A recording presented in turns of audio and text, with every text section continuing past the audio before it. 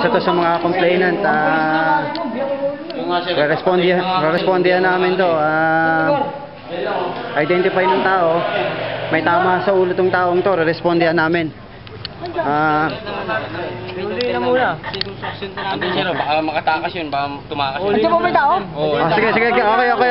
Okay. Respondihan namin on the spot ha. Turo mo na lang. Identify mo ha. Kahit ikaw magturo ha. Okay. Dito ka na lang. Respondihan namin. May binato sa pinukpok sa ulo itong lalaking to. Respondihan agad namin immediate. Pupuntahan namin ngayon. Video stop tayo.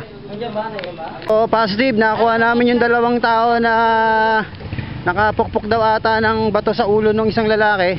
Pero ayon sa kanila na interview namin na mukhang may hawak daw na panaksak. So hindi natin alam kung sino talaga yung nagsasabi ng totoo. Pero yung isang complainant may tama sa ulo at putok yung ulo nito. Pero itong dalawang complainant, sabi nila dinepensahan lang nila yung sarili nila.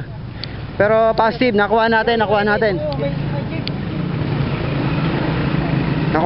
yung dalawang tao. Bro, kasama natin ito moment. Video stop tayo, video stop. Ito yung complainant, yung naka-red, yung complainant, yung kanina na dalawang tao, yun yung sa kote natin. So, ngayon, medical legal ang mangyari muna ito ng taong complainant na may tama sa ulo, pinukbok daw ng bato.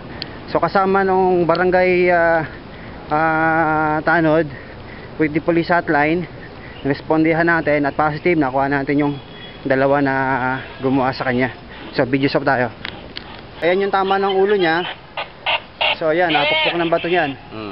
Ng dalawang tao. Ayan, tama niya.